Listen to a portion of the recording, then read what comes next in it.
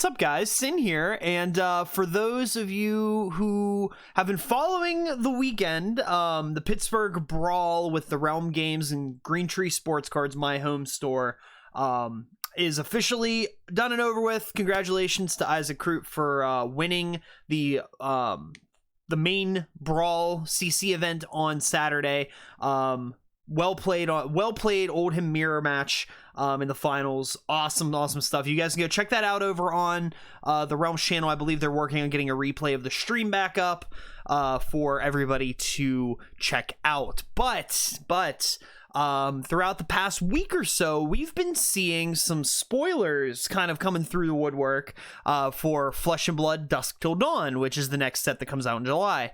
We already know we're getting, new Shadow Runeblade. We know what heroes we're getting and kind of stuff, but we're seeing some support come through for heroes that I don't know if we were entirely expecting to see in the set. One of which being Bravo. So I kind of want to talk about it for a little bit. Let's see what's happening here. Let's just pop on right over and see what spoilers have been spoiled. These three in particular, specifically due to the new mechanic on all three of these cards, Starstruck, Chorus of Iron Song, and Alluring Inducement, called Unity. So let's just take it one by one. Let's look through it. So we got Alluring Inducement. It costs 2 to play, pitches for yellow, attacks for 2, and blocks for 2. It is a shapeshifter action attack. I think this is the first shapeshifter attack action card we've seen. And this has me wondering if they're going to maybe try to move shapeshifter into being kind of an actual class to a degree.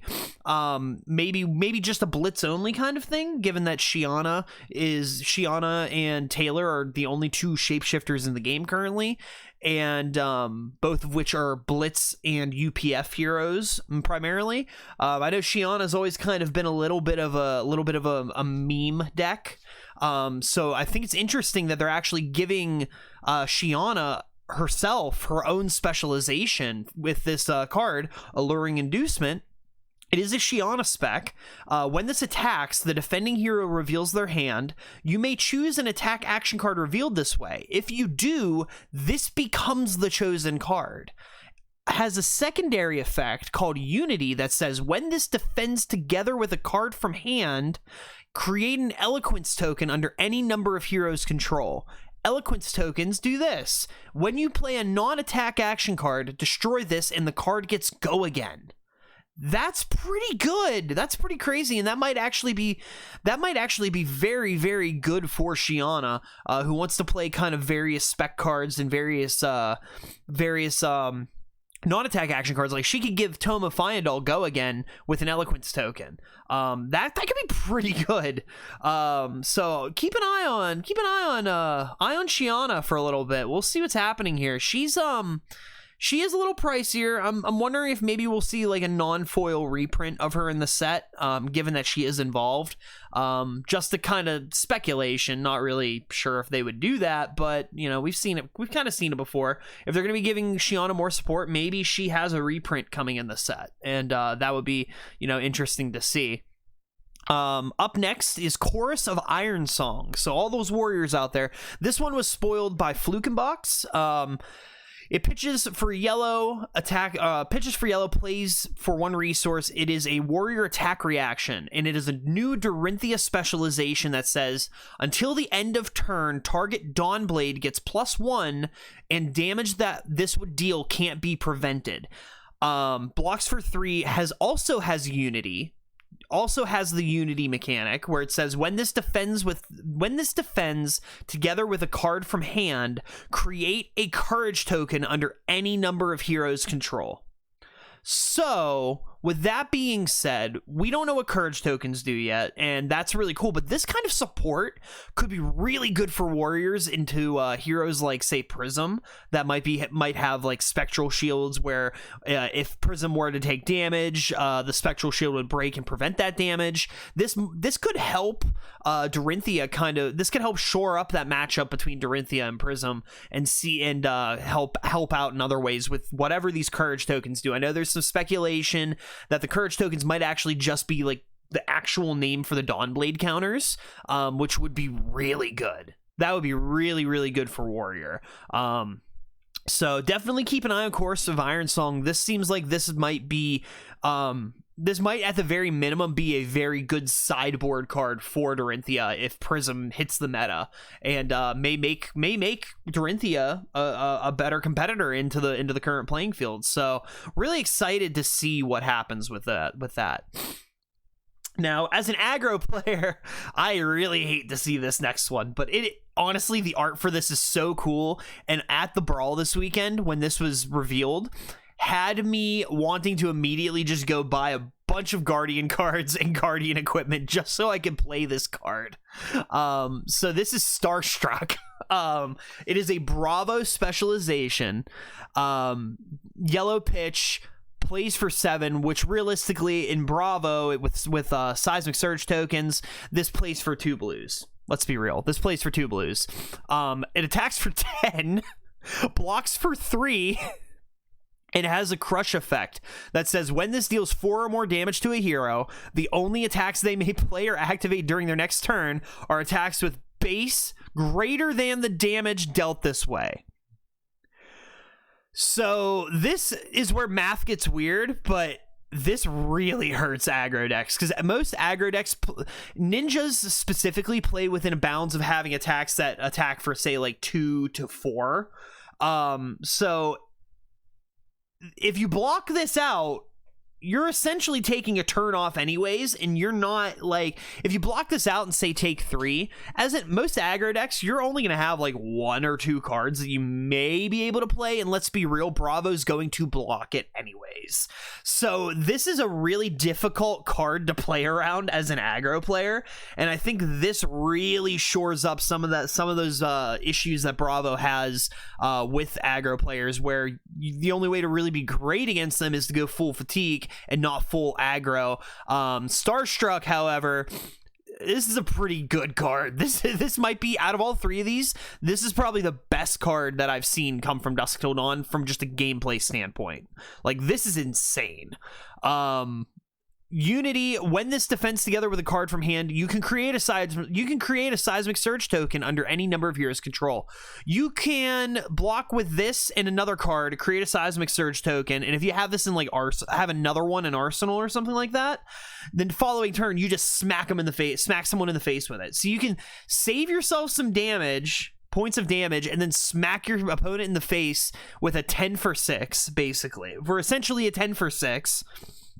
And force them to either give the whole hand to preserve life, or they just take 10 damage, which is not efficient at all, and they don't get a turn anyways. This is one of those cards where if you're an aggro player, you're just going to try blocking as much of this damage as you can, and hope you still have a turn. Like, this deck, this card hurts aggressive go wide decks very badly, and honestly I think it's very healthy. I think this is healthy for where the game is currently at. Oldhim is going to be living legend. Nothing other than maybe Uzuri is going to really be able to fatigue most aggro decks that try to go wide. So fatigue / control. So having Starstruck and having Bravo kind of be able to play more aggressively and also kind of control the battlefield and maintain tempo like that. Yeah, this is a very punishing card. Starstruck's going to be great. Has me really wanting to play Bravo, I'm not going to lie. I love the art on it. I also love that anytime we see Bravo, this was spoiled by Kale McCreath, by the way. Just wanted to give credit to the give credit to the spoilers there. And I just love that any art you see Bravo in, whether he is like just like being the star of the show, or he's just punching some demon across the jaw, he just has this biggest shit-eating grin I have ever seen. And I love the energy. I love the energy that Bravo exudes. Like, it's awesome. This is really, really cool card. And it also gets me wondering if we're going to be seeing, because right now we have 2 out of the 4 original Welcome to Wraith heroes with this Unity mechanic. So we know Guardians are getting support in this set. We kind of guessed with him being on the box art, but we now know Guardian is getting something in this set. Guardian may get other tools in this set. Especially if Bravo's there. Like, Bravo's there in the story and he's involved in this, which it looks like he is. And you know, I love how he's got his Starvo outfit on. You can see Anathos in the background. Andy Aslamov did an awesome job with the art. You know, Noredra did an awesome job with the Chorus Viren song art. Like, this is very much like kind of like I hate using these references like this, but it seems very like Infinity War-esque, where you're having all of these older heroes that weren't really connected to each other in the story come together to fight like the monastery, like Vincent and whatever else we are getting in the shadow department. This set this feels aesthetically and like conceptually fantastic. Seeing Bravo just show up there, I wasn't expecting it, honestly. I didn't expect Bravo to be there, but there he is. He's here, he's chilling, he's got a spec. So I have to wonder if we're gonna see a Katsu spec. I don't know if it would play into the story well to have Reinar get a spec, but I would maybe like to see some more brute support. That would be kind of cool. But so far we have 2 out of the 4 original heroes here in this set. We already knew Dory would be there though, but Bravo's there now too, and it's pretty crazy. So yeah, I'm very excited to see what happens with the rest of spoiler season. I'm very excited to see this set unfold. I think this set is I still believe this set is going to be an absolute banger.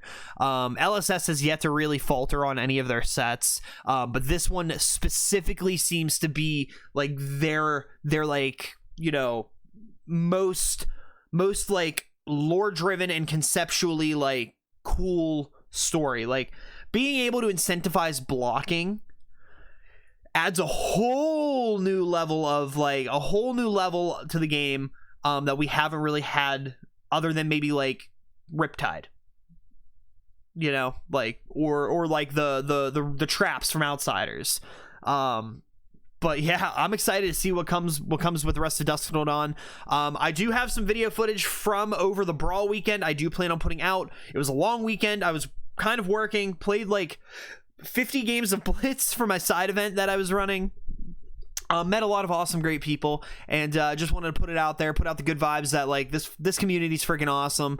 I love the Flesh and Blood community. Like, everybody that came out this weekend, you know, it's like a second family almost. It's a great community to be able to hang out with. The Realm Games puts on a great show. Green Tree Sports Cards, my home store. We did a lot of great stuff, and you know, Jay, he does a lot of great stuff too. So like, you know, if you were out there this weekend and you had a blast, I'm very happy to know you did. Let me know if you were out in Pittsburgh this weekend and what your experience was like.